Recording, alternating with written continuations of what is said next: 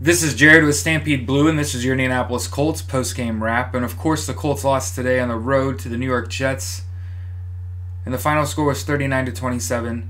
And there are a myriad of reasons the Colts lost today. Primarily, the Colts started the game without their leading pass rushers in Danico Autry and Margus Hunt, and also their box safeties in Clayton Gathers and Matthias Farley. And basically, the Colts were forced with a minimal pass rush, only had a couple sacks, and really weren't able to pressure Sam Darnold enough and gave him time to get his veteran receivers that showed up and were reliable today, Mr. Curse. And the Colts got beat basically in scheme and turned the ball over. There were 3 interceptions by Andrew Luck.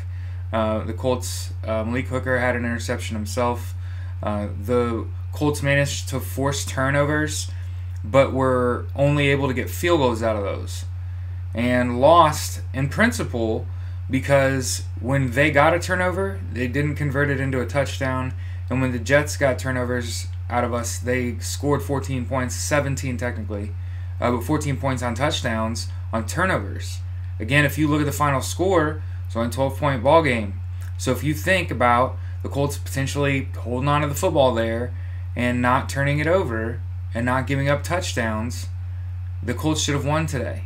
Of course they did not, but I think we could learn an awful lot today. The failure today on offense, in my eyes, falls in Chester Rogers' lap.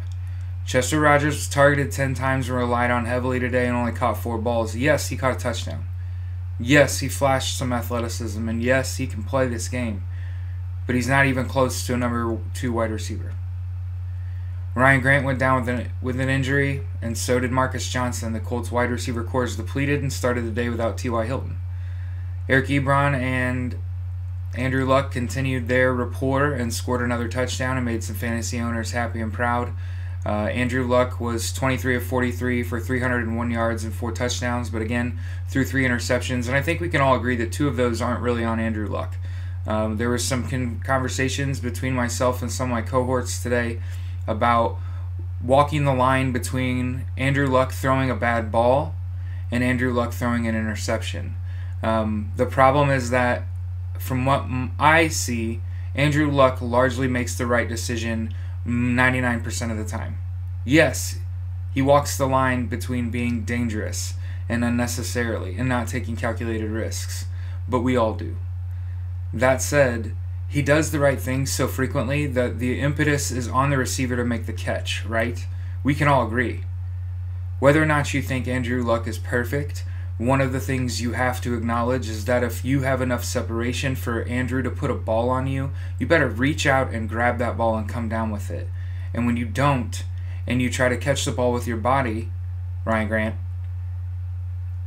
you let the defender catch up on what little separation you had and make a play on the ball and tip it up in the air, and then the linebacker makes an interception. The Colts are very young, and it's very evident. They showed today they had a lot of unnecessary penalties.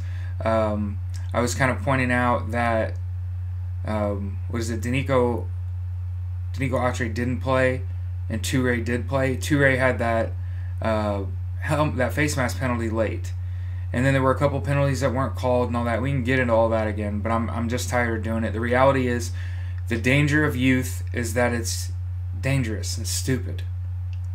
And the Colts showed today that they're just that. They're dangerous. They can literally score from nowhere.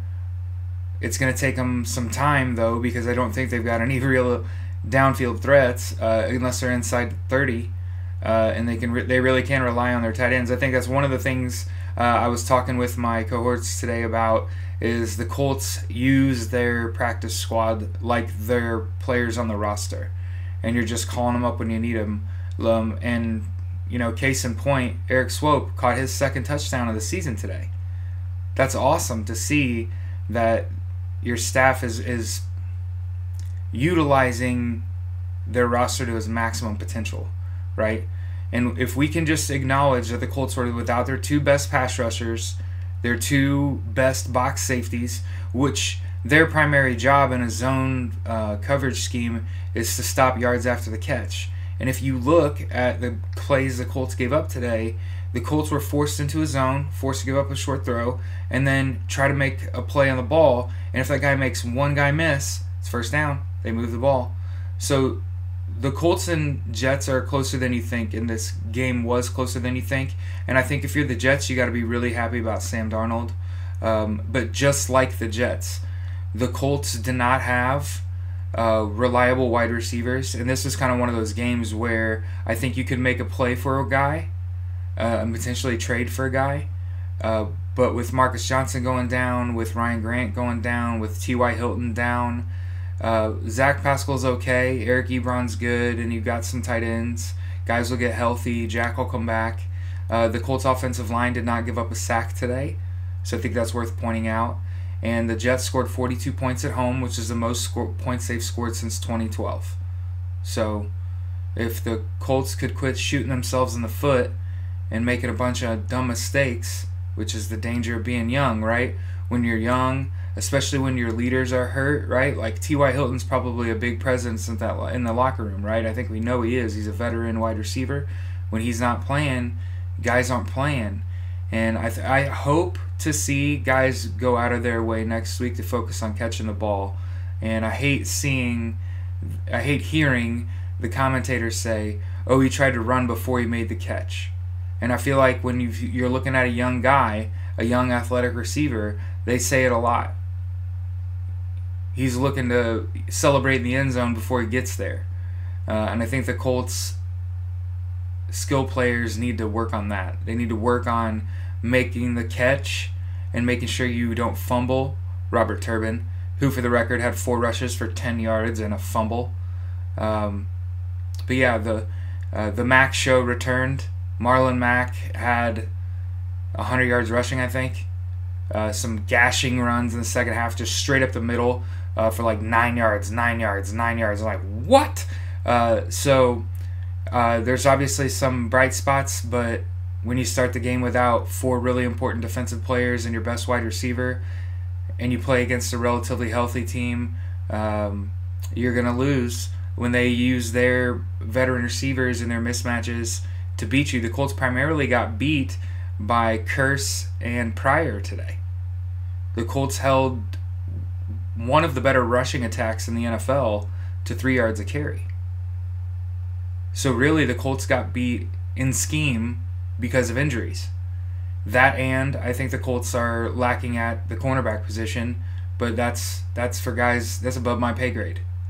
But other than that, I think the Colts need to continue to get healthier.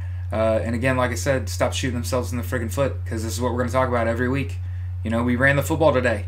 Ran it really well in the second half, which is crazy, right? So we're seeing some evolution, but we need to get better.